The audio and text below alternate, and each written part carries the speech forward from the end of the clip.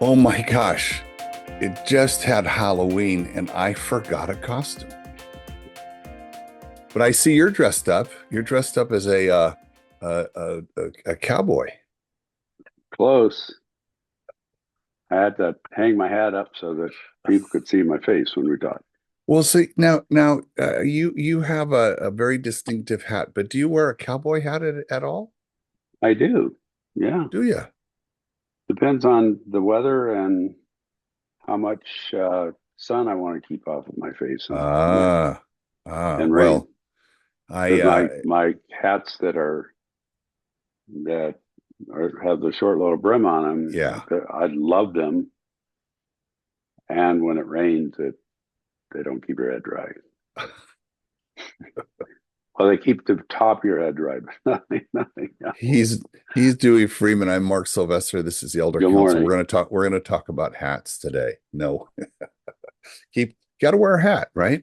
When you're out there. Absolutely. I've been just the last week, I've had several people come on my radar who are from Colorado. So it's kind of fun talking to people about you and them and Oh, just getting wow. to know them. So it's very interesting. So Very cool. today, one of the things that has captured my interest over the last probably last year.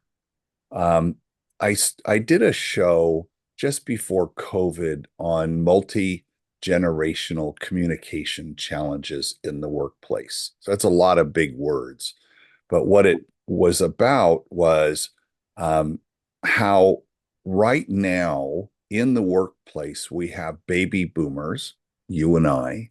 We have Gen X. Those are people that were born 65 to 80, right? So those are So like 50, 1965 to 80, 1980. 1965 to Okay. 1980. Yep. We have millennials who were born from 81 to 96. We have Generation Z, which I call Zoomers. If I'm a boomer, they're Zoomers. They were born between 1997 and 2010. And then generation from 2010 to now is called Generation Alpha. So this is the first time where all five of us are in the workplace and all five of us are connected more than we ever have been before because of our screens, our mobile devices, the internet. Hmm. So this is a unique period in time. And when I was studying this, I found that the managers are typically Gen X and millennials, and the workforce are Gen Z, right? Think of the age group, right? We have the 20 Okay. somethings that are in there, they're working, and then alphas coming into the workforce. They're just, coming out of high school and getting into college. This feels like when you and I were that age in 18, 19, 20, and there was a huge, at the time, we called it the generation gap. I haven't Hmm. heard that word used in years and years and years, but it was very popular. Why don't you explain to the listener what was the generation gap when we were young? Well, part of what I remember, I remember that so well. And it, it, one of the other sayings was the generation gap as one. The other one was you can't trust anyone over 30. Yep. And um, I actually think that it was caused by all of the turmoil in regard to a lot of political stuff and also a lot of and being in Vietnam, um, and what that created around a belief system. And the what I'm wondering about is what you're talking about the five generations, the five distinctions between those generations is there a belief value system difference. And um, what was interesting to me, because I was very involved in the early Hmm. stuff with Vietnam, and is the the people that we were saying, the quote over 30 people, were people who had actually some direct ties to World War II. And By the way, you're getting warmer. I'm getting warmer. You're getting close. Yeah, very warm. And so that belief system and the what came out of that process for people experiencing World War II, whether it was directly or indirectly, was a major difference in um, some early life experiences that the people of the boomer generation didn't experience. And we were the boomers of the population boom from that generation who had experienced World War II and came back and started putting families together.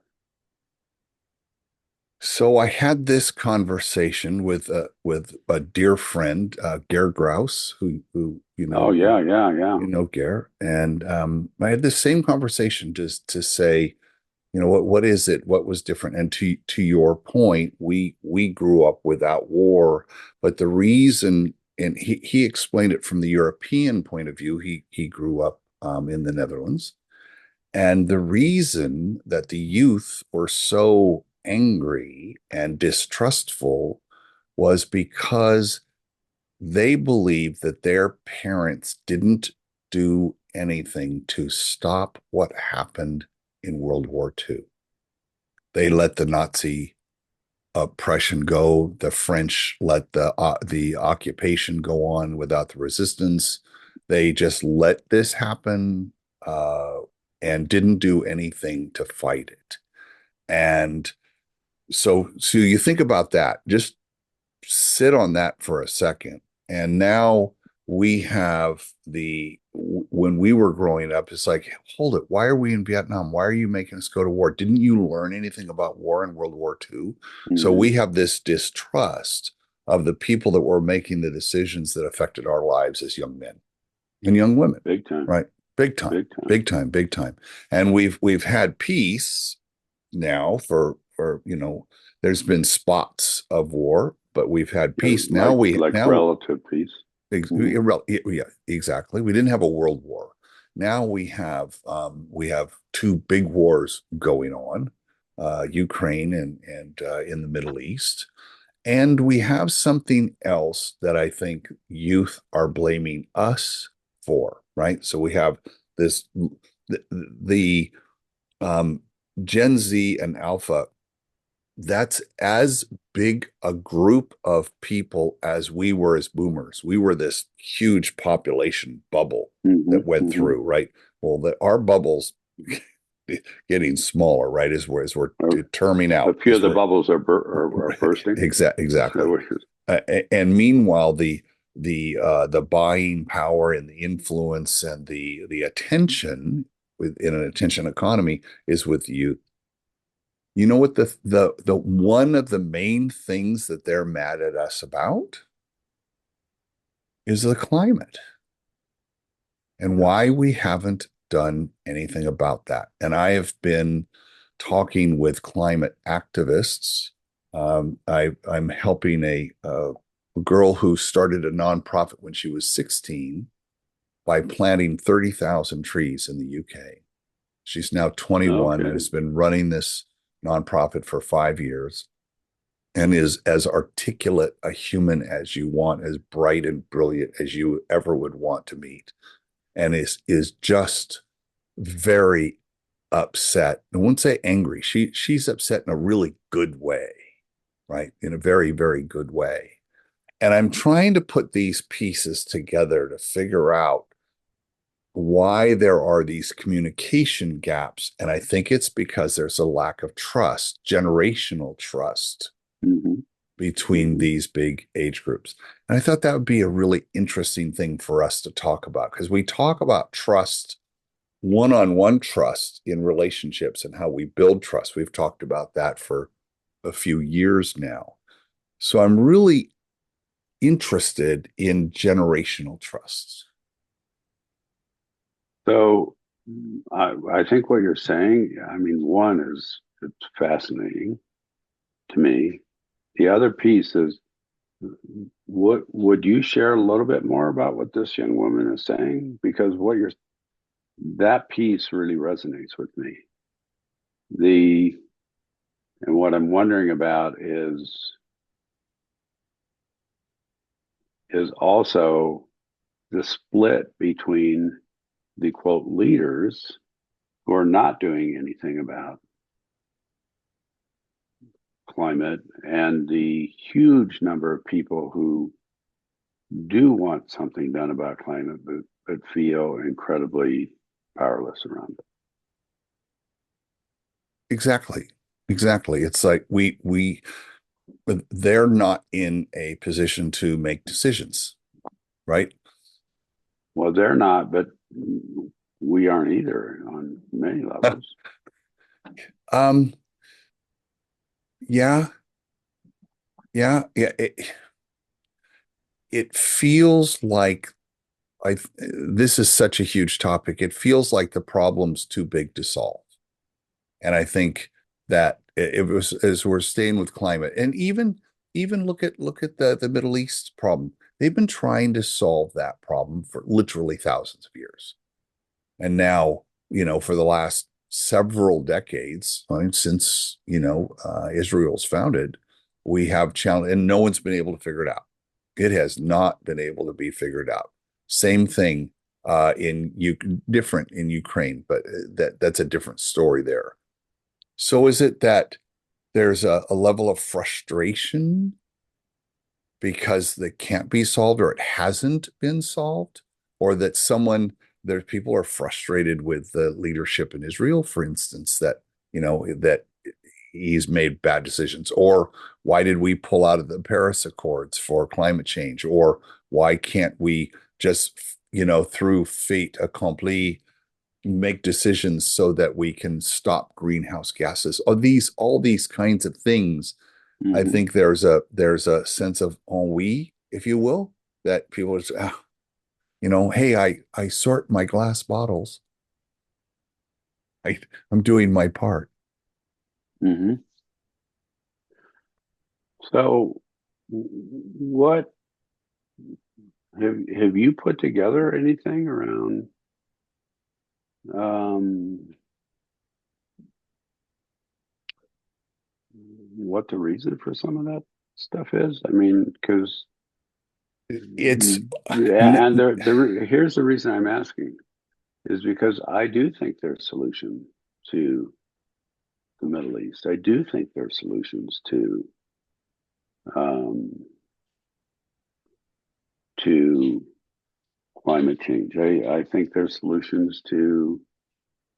Um, I mean, we know what to do. It, we know what to do to help stop and return and reverse climate change. We know what to do. so I think it's a it's not that we don't know what to do. We don't know how to move the population towards massive change. Maybe that's what it is. So if we think let's go from small to big. Okay. If it so there's a book called Tiny Habits, which says if you want to make habitual change, you want to change in life, take baby steps, right? Do things small, build tiny habits. And because it's acknowledged that we're not as good at change as we would lead ourselves to believe. And so just thinking about behavioral change, getting people to change, you deal with this all the time with your clients. How do we get them to change? It's very challenging. You know what to do. They know what to do. I have to work out more. I have to eat better. I have to, do those things. Yet, do Mm-hmm. I? Mm, right. So then we look at, so that's small. Now, large is if we look at population change, we have to change how we consume fuels, how we exist, how we produce products. What are we doing about just plastics? Like there are these really large issues, they're global issues. So if we can't figure out how to exercise more than once a week, how do we, what is it going to take? Here's a different question. We know what, to your point, we know how to solve the problem in the Middle East. We know how to solve climate change. Why aren't we doing that? And I believe that the youth are kind of pissed off because they see the solution. They're wondering why we all aren't doing that. That's a pretty broad statement, but I think I'm close to the truth. Um,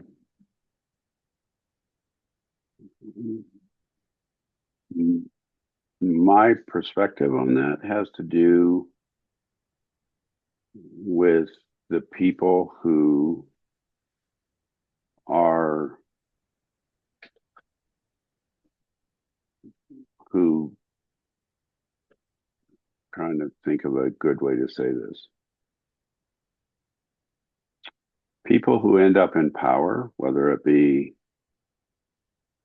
the US, Israel, Iran, et cetera, Russia, that that it the people who end up in power are in power for personal reasons, not for social and um, reasons to better humanity. That Mm. they, whether it's people in our country running huge companies or whether it's people who are leading certain move, religious movements, et cetera, they're in power on a personal level, not on a. I guess a better way to say it is that they go for power for the wrong reasons. Mm-hmm.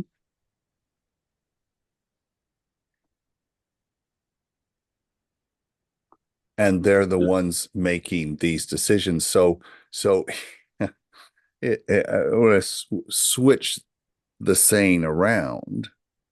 Is it fair to say they don't trust anyone over 30?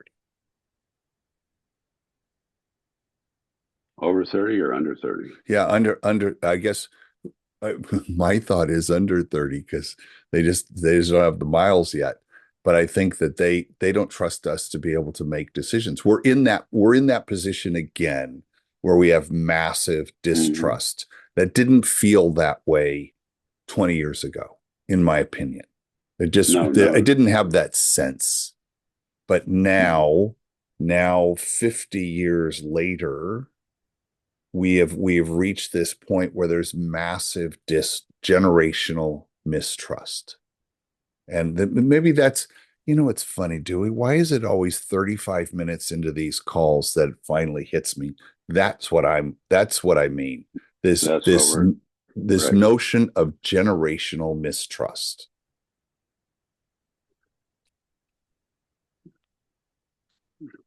So let me speak to that. And this probably won't be all that popular, but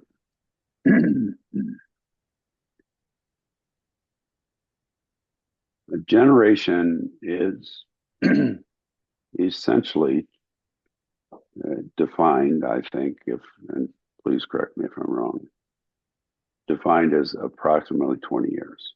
Yep. Is that accurate? And I know that there's all kinds of stuff behind what happened on September 11th in 2001 with the attack on the Twin Towers, Roughly a generation ago. roughly a generation ago. We had a chance as a country to pull the world together. That was Mm, a right after that attack, there were and I forget the numbers. I think it was 168 countries that were basically saying to the US, what happened is not good, what happened is wrong, what can we do to be helpful and supportive? We had a chance to pull the world together and go, how do we deal with this kind of an issue? We had that chance. And that chance was blown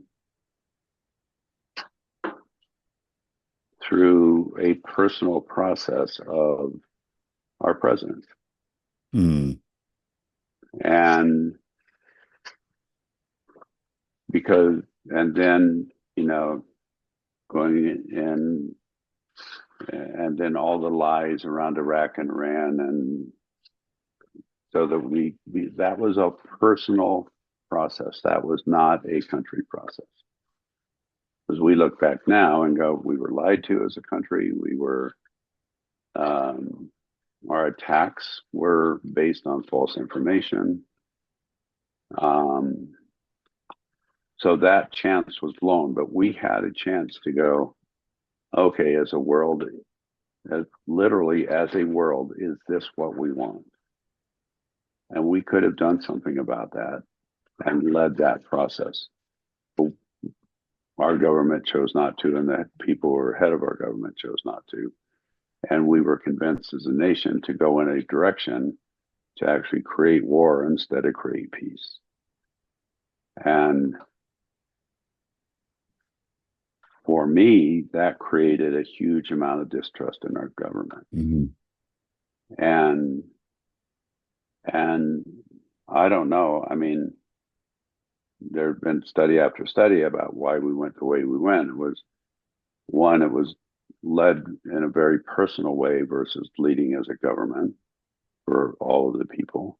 It was also, there was huge amounts of monetary and industrial interest behind going into the direction of not pulling together coalitions, of not taking the time to really look at something. And one of the things that you and I talked about offline right before we got on today was a piece that I was talking about around that change, there's really no quick fixes. There are Mm. no quick fixes. And what we went for as a country was a quick fix instead of slowing down and taking the time to really fix what needed to be fixed. And because we had hundreds of countries coming to us and saying, what can we do to work together, to come together, to deal with what's been going on? And we chose not to do that. We went after a quick fix, and the exact same thing has happened in Israel. After Israel was attacked, which the world could have come together and worked with that, and there was a choice not to do that. And I'm not saying that it was okay that Israel was attacked. Please, nobody misinterpret Yeah, that. yeah, we're not. I'm not saying that it was okay for New York City and the Twin Towers to be attacked.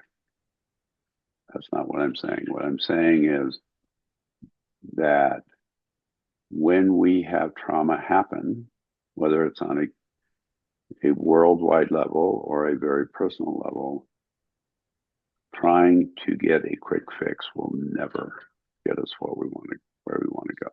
So as soon as you said this, because I know we've talked about trauma in the past, you talk about trauma at a global scale, which is exactly what those two events were. Absolutely. Let's add COVID to that. Very exactly. It's like, wait, and here's what's interesting about that. And I mean, I'm incredibly appreciative you just brought that up. There are two huge kinds of trauma. One is an active trauma, and one is what I would call a passive trauma, Hmm. and or that looks like a passive trauma. So let me talk about that super quick. And I'm going to use a stereotypical example so that people can understand. I've in my professional career, I have worked and helped start an organization to work with domestic violence. In a domestic, and again, I know what I'm going to say is stereotypical, but I'm doing this for purposely for an example. In a domestic violence situation where a husband is violent, perpetrating toward his wife, if that person that gets perpetrated against, if they're hit, they get a black eye, they get a broken arm, everybody can see that. That person comes out and their eyes black, their arms in a cast, and people go, "What happened?"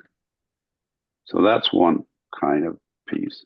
The other kind of piece of and that's the more active part. The other kind of situation is the situation where in the home there's degradation, there's yelling and screaming, there's even forced sex in a marriage, there's uh, people being told that they're horrible, people, uh, that whole piece, but nobody can see that. So if that woman comes out, and I mean, we just talked about Halloween parties, that couple comes and goes to a Halloween party, nobody knows what happened behind the scenes, and everything looks okay. And COVID was more that. COVID was more like there wasn't a particular person to blame and go, oh, Joe Blow did this, so let's go after Joe Blow. It was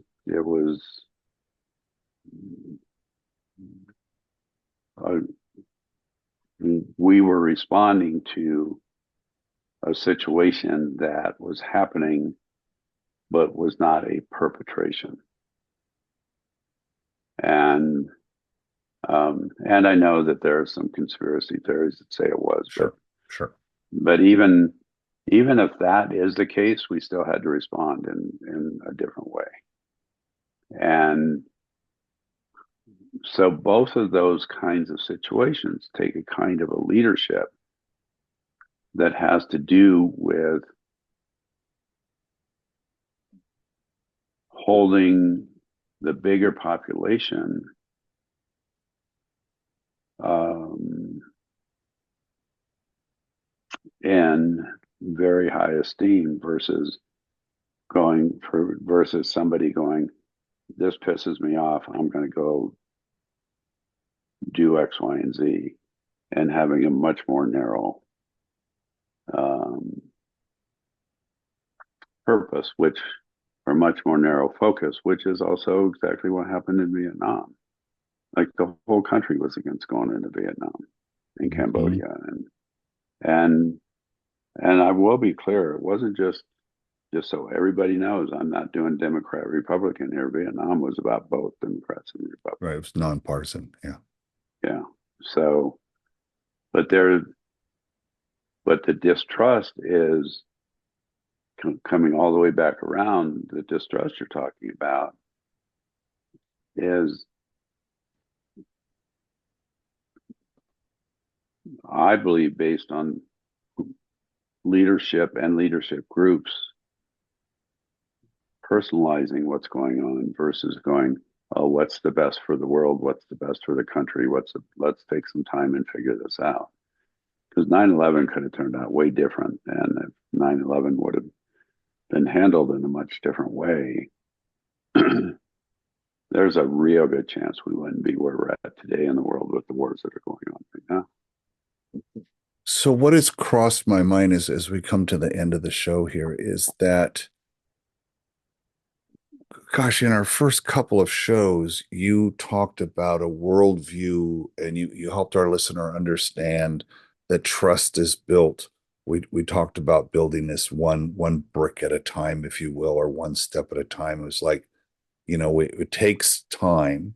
To your point, it takes time to build Hmm. trust. If I push that wall over, let's say I've broken trust, uh, if there is a strong bond between the people, sometimes that breaks it up. That like you can't overcome that, but you Right. can if you both want to, you can rebuild trust. Rebuild. I've Yeah, I've absolutely. I'm a you're looking at an example of that where it's the Completely. you're totally going to do that. We're going to rebuild trust. So the question I've got for you is can we what does it look like to rebuild trust at global scale? There you go. That's it. If we have it's not it might be generational mistrust, but if we have a general lack of trust, which it kind of feels like now, the zeitgeist No, I is think you're right 100% accurate. is a general lack of trust. And it's a leadership thing. So trust starts at the top. We decide we want to live with trust. We're going to rebuild trust one action at a time. Do you think that we as a culture can rebuild trust so that we get out of this zeitgeist of mistrust? Is it possible? I'm an optimist now, so it's called leading the witness, Your Honor. Well, you don't have to lead me much because I do think that we can do Okay. that. One of the things that we have spoken about repeatedly is the whole process of attachment. Hmm. And what attachment means, super quick and dirty, is can we go through a hard time and come out okay? And more specifically, can we go through a hard time in relationship and contact and come out okay? That's what creates attachment between two beings. And the answer is yes. So the rhetorical question, Mm, can we? The answer is absolutely yes. absolutely, yes. And we've had that happen in our relationship. You and your Kimberly have had that happen in your relationship. Me and my Kimberly have had that happen. And ultimately, relationship is relationship, whether it's between you and me, whether it's between us and our spouses, whether it's between us and friends, us and our horses or cats. And we can do that. That can happen on a large scale level. So as Jesse It Jackson can. was famous for saying, keep hope alive. Yeah. And the biggest thing is being able to go through a hard time and come out okay versus go through a hard time and turn it into uh, a now I have to win. Because if you and I, and just so the listener knows, Mark and I do not get in arguments. So, but if even if we got into a disagreement about something, neither of us are in it to win. Both of us are in it to resolve. Right.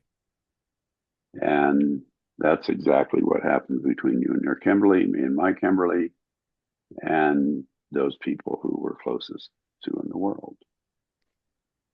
And there's So a really big difference. what I would hope is that culturally, as we are in these, challenging times, we're having that trauma now, that the challenges right now, Mm-hmm. that we can see a way through and have that resolve to rebuild trust and do that with these are tough times right now, but if we each individually go out of our way to do that, I think maybe we could start something, at least in our own Yeah, it, spheres. Well, and major change does come from the bottom up. It doesn't come from the top down. What a great way to leave it, my friend Dewey Freeman. I'm Mark Sylvester with the Elder Council. I love you, brother. I love you so much, and Yeah. I love our discussions and where we go. This is Yeah. amazing. Thank you.